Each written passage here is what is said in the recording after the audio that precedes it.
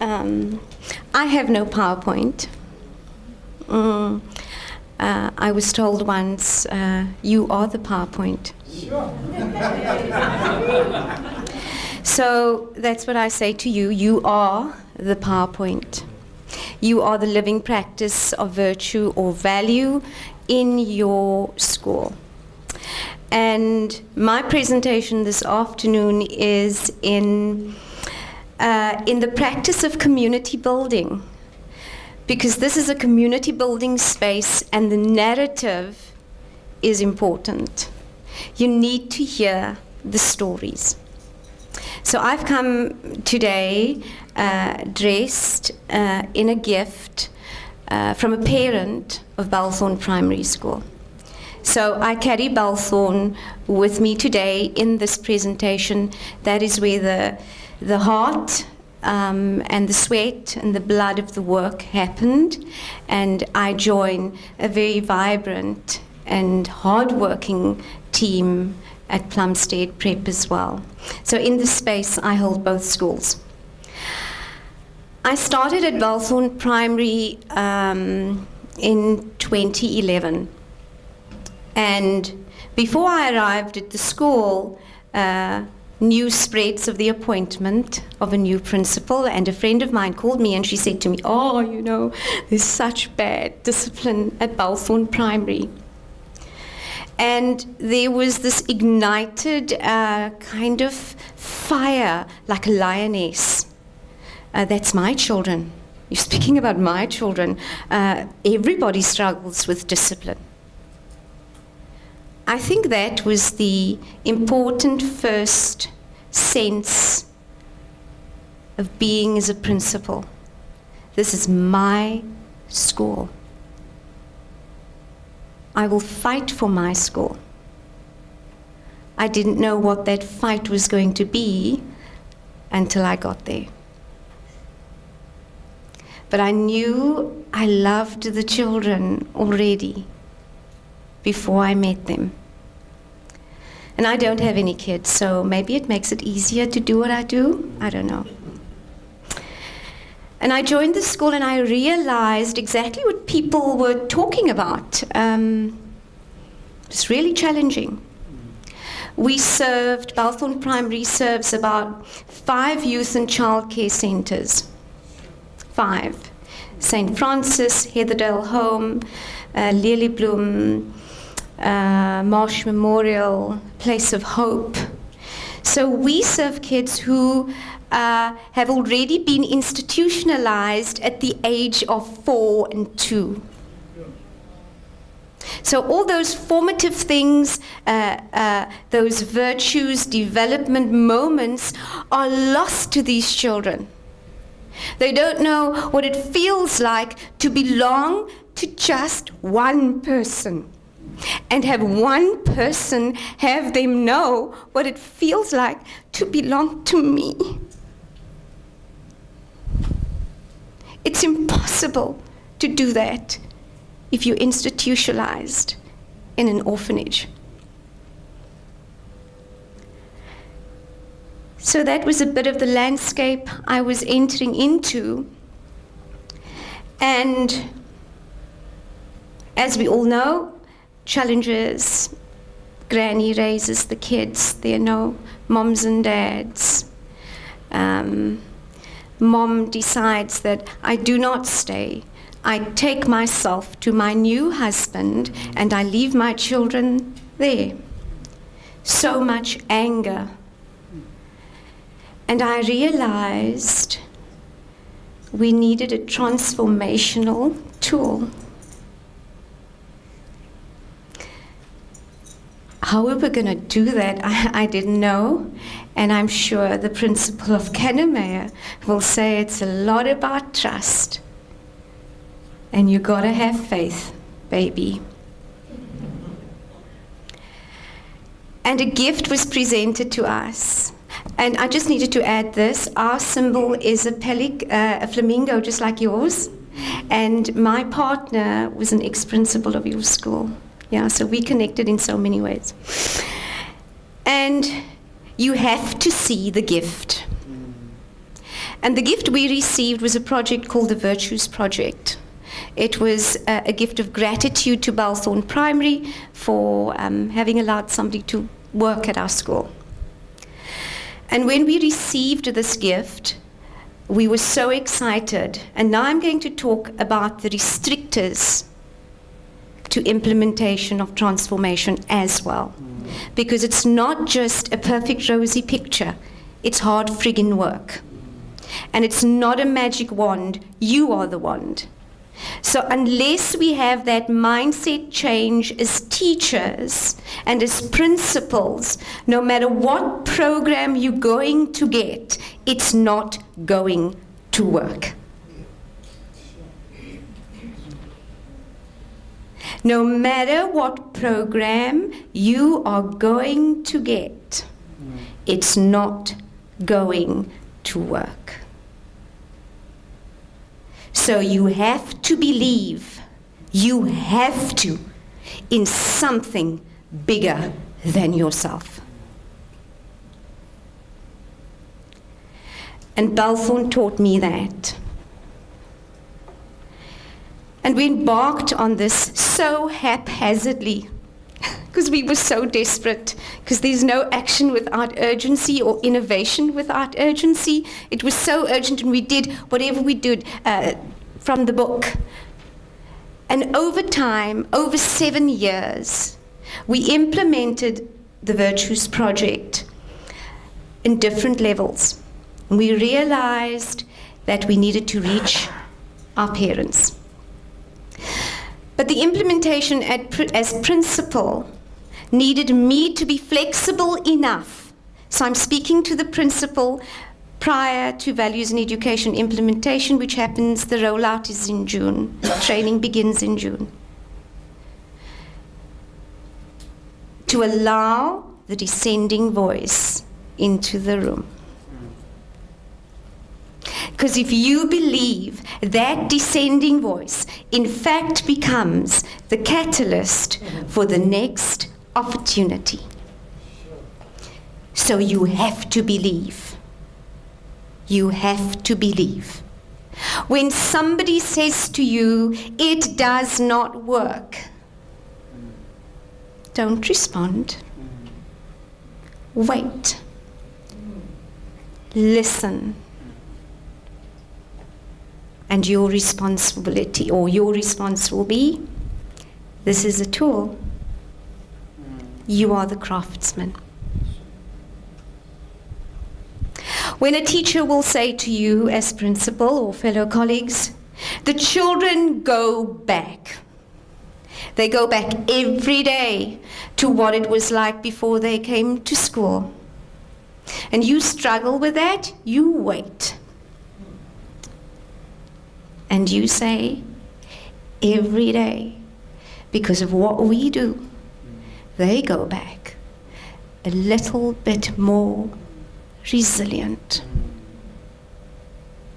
Every day, because of you. You have to believe in something bigger than yourself.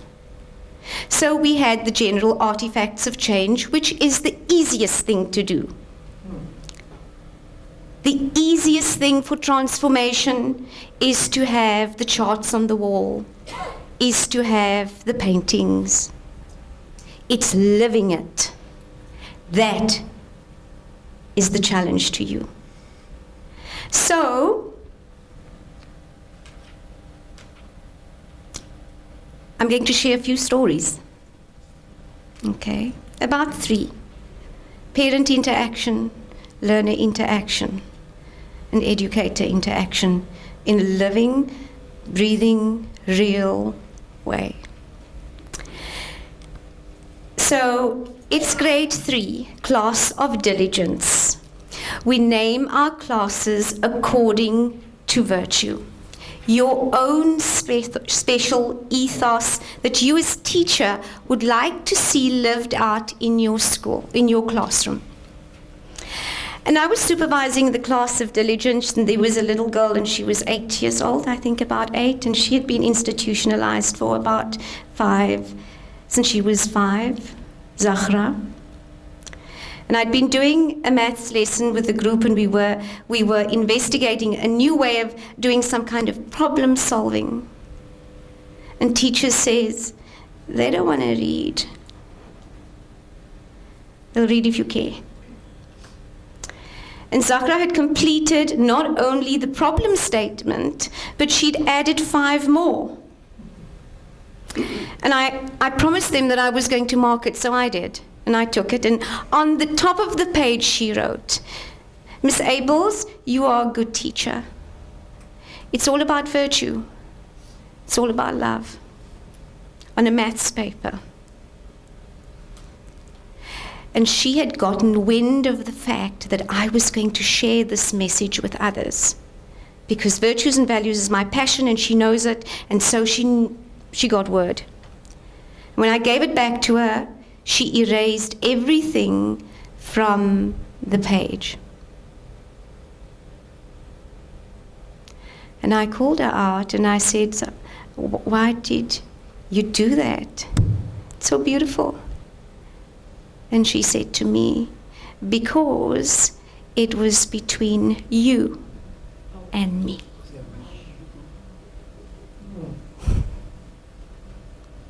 And I said to her, I am so sorry. Can you forgive me for breaking trust with you? And she said, yes, I can, Miss Abels. Wow, thank you. And I said to her, can you write it back for me? And she said, no.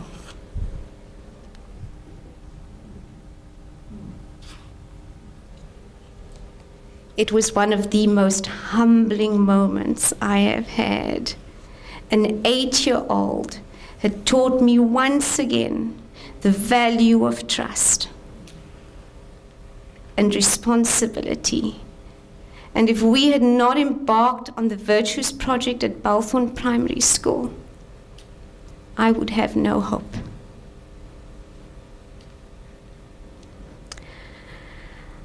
I asked a grade 6 learner as I was going into my office. I said to her, where do you find joy? It was the month of joyfulness. Where do you find joy? And she said, inside of me. I said, oh, absolutely. We pursue joy everywhere else but from within, and end up in relationship and in situations we would rather not be in for lack of knowing that joy lives in me. And if a 13-year-old girl can tell me I find it in me, then I won't stop that project.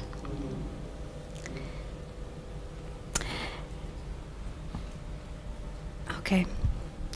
So the journey went on for 7 years. We had all the tangible artifacts of change. It had to evolve into something more. It couldn't just be words on a wall. And what it had evolved into as a result of the project was restorative justice. That's actually where we're going with values in education. I hope you know that. We're heading towards transformative discipline, and it's not going to be easy, but values foundation work is the kind of work that needs to be done before you can do that, so you can have citizens who truly leave your schools wanting to transform the places that they live and breathe in, because their primary school and high school manifested that for them. So the education eventually matters. On the 5th of April 2017, Mr. Schroeder sent out his opening circular to all principals and indicating his vision for the WCED, which was values education. If you've read any of his consequent circulars, you will see there is a significant reference to the importance of this level of work within the WCED. And I knew I needed to reach him. I needed to speak to him about this. Because if he was really, really serious, then I hope to God he had something. So, Ridwan, it's again faith, eh? So the first time, Partners for Possibility kept me from seeing him. And the second time when I had opportunity, my mom had slipped in the shower and I had to take her to Victoria Hospital, so I couldn't make it then.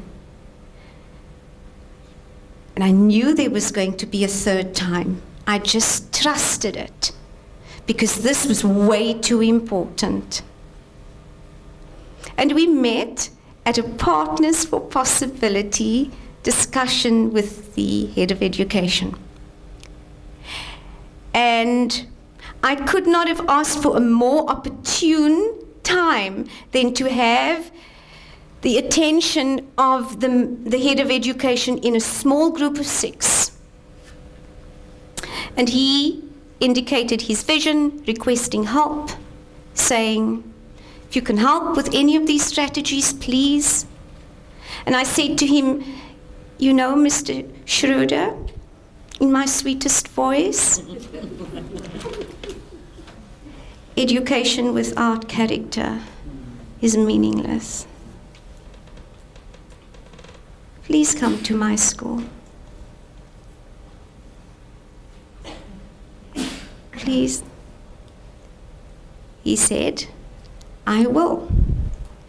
And he did. On the 30th of September 2017, we sat for about 2 hours discussing this possibility of values in education, what we've been doing at Balthorn. So it's just about the moment. It's not that Balthorn has better values education practice than Kannemeyer. It was just the opportunity that I could no longer wait for. And he said to me, Aneen, what do you want me to do? I said, I want you to make sure that every school in the country does this. And he said to me, I can't do the country, but I can do the province.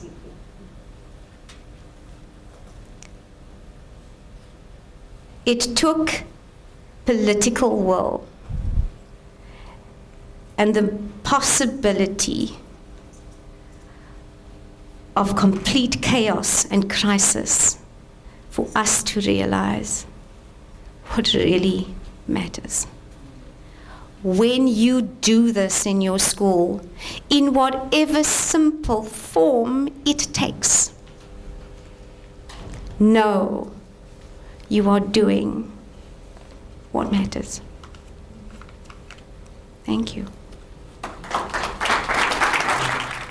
Again, Mr. Ridwan, I just want to know, because I've worked in various schools, and principals are not keen for change. Some principals are stuck in their own ways and they're not flexible. What made you, or was it difficult in order to change your ways, in order to see? Because I want to know, how did you do that? And because principals don't want to change. I'm talking out of experience. And why and how did you change to come about implementing a different strategy in order to better your school? Yeah, I was asked that very question yesterday, and I don't think I answered that question. And I'm still thinking about that one. But I think if we see the big picture, if we look at the political landscape of our country, and I'm not a politician, and I hope not to go to parliament, if we look at the political landscape and you see 12-year-olds out of just a random act taking the life of a 28-year-old man, and you ask yourself, why? What is happening? And that is happening across the length and breadth of our country because we, our former director, Eugene Daniel, said that we are broken people. And on the Tim Modisi network, I heard Reverend Paul Verheyen says that we are broken and we are fractured. And they offer an explanation to say that it takes very long for people to let the DNA of slavery leave their bodies. You know, it takes generational change before the effects or the trauma or the brutalization of slavery is finally erased. Now, as South Africans, we have three, and I would like to add a fourth one. We were colonized in 1652, we were enslaved, we were apartheid, that's my word, and we had, I don't want to say his name, but we had the 9 dark years just recently. And corruption and violence is rife in this country. So we are broken, we have lost our hope. So if you see that as your mission and you want and you love, you clearly say that you love the children, then you're going to do everything in your power, and it's hard work to overcome all those naysayers and all those challenges if you believe what you're doing is for the betterment of this country and it's to save our children. And that, in my view, has given me the willpower, not to say that I have all the answers, but I say, whatever I do, I need to do it for our children. And they're not my children. All the children should be all our children. And so we heard professors saying that it's going to take us 25 years. We've gone back 10, 15 years, if not more, because of the rampant corruption in this country. We have robbed our children of a better future. And so if you can find that purpose and say, despite my principle, this is what I'm going to do for the children, then you are on a winning ticket, sir. All right. Another question. A question. There's a question at the back. Okay, Maurice. Hello everyone. I'm not a teacher, but I just want to take a moment. Yes, I just want to take a moment to say thank you to teachers and principals. You know, everyone always have something to say outside about teachers and principals, but they don't see what they do inside. You know, so for this moment, I want to give you that gift or that value of appreciation. So thank you, teachers and principals. Now my question is, how do you acquit this that you just felt on a report? And that's my question I would ask the top person in education. I'm not a teacher. That you just felt now, how do you put the A to that? How do you put the 60% to that? Because when you grade 3, you go to systemics, they want to see results, they don't want to see value. So I love that you guys are here, because it just means how much you care for children. You came from work to come to here. And it's important, because we don't have this at home. I was brought up by a single parent. My mother left the work to take care of me. So that's the reason why I am today. Because she took time off, 5 years. She stayed at home to take care of me. We don't have that anymore. So for me, this is a big thing. I'm sorry again, I'm not a teacher. But I take my hat off to you, and I really appreciate teachers and principals. Okay? So my question is just, how do you equate a mark on a report? How do you prove to the department this is so much important, more than 60% or 3 or 2 or 1? That is my question I'm sitting with.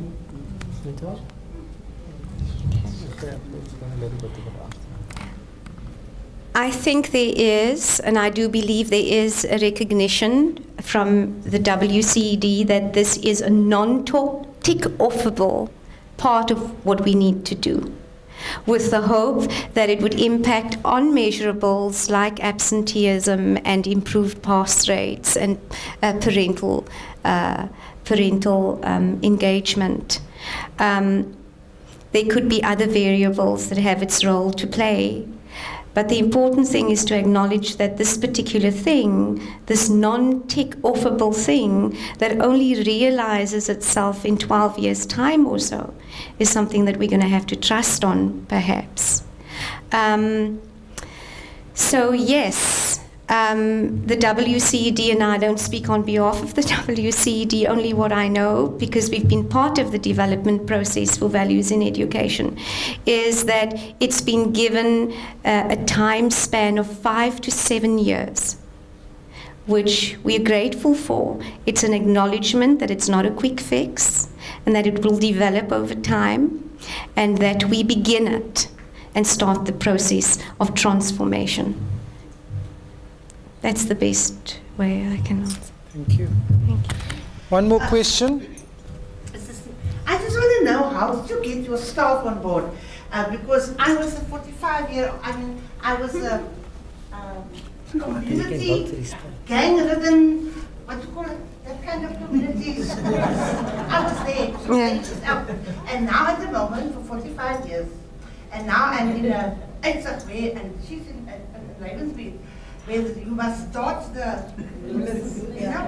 So if you look at the teachers, how those teachers in those schools, how do you get them on board? I know the principals will implement, but the teachers, Yeah. staff. I will respond. Okay, so implementation of something like this, and particularly for myself, came out of a sheer urgency. There was an acknowledged urgency amongst the staff that we needed to change. That's good, it's a yeah. And over time, you have a changeover of staff. And it's about aligning them to what is currently the practice and for what end it serves. But the work doesn't stop as a principle. Engaging people, encouraging them, faking it until you make it for yourself, until you believe. But it will be a continual working at it. Doesn't stop motivating, mobilizing the staff, creating spaces as the principal where you can actually see people, your teachers, as real human beings. Yes, and praise them every day for us, all the small little things they do for the school and for, yeah. So thank you for the teachers. There's your answer. All right. Thank you, Aneen. Okay. All right. So Ridwan's going to have the last word. We're not going to have another question. Sorry. Okay, and Ridwan can talk forever. Quick. I just want to share with you my growth, and I'm saying this quite humbly with lots of respect. You would never 8 years ago, you would never find me speaking in a forum such as this. Having said that, I was very shy and timid, that's what they said. When it came to concert, I would let the HODs do it and I would hide away. But I believe that if you affirm people, like you said, ma'am, you've got the winning recipe. The thing that changed at our school at the end of the year was the 1st of December, it was Louise's birthday, and she decided that she was going to spoil the teachers and appreciate them. And so we got all the parents to give 2 rands and 3 rands, and we got mommies to make a pot of food, and we spoiled the teachers on that day to say that the parents respect and appreciate you. And that is when things started changing. And the more people started buying into an idea, that they started resonating with them, those naysayers, and they are still there, they also get on the bus, for want of a better word. So eventually they get on board and they work, and sometimes you work past them, you know. As just to answer that gentleman's question, what we have done at our school is, I'm a mad Harry Potter fan, and I read the books, and I wanted a magic wand that could just give points to the children. So we had a house system, and I found this wonderful Robert Brady was just magnificent, and he wrote a computer program for me whereby I can go to my computer and log points for merits and for demerits. So I capture the behaviors, and when the children has been on stage and they perform, they get 5 points. So we can give them an additional behavioral report. And when it comes to the computer, we have a separate computer report that we give them to say how they're doing in the field of ICT. So they get the government report, but they get 2 add-ons to capture that.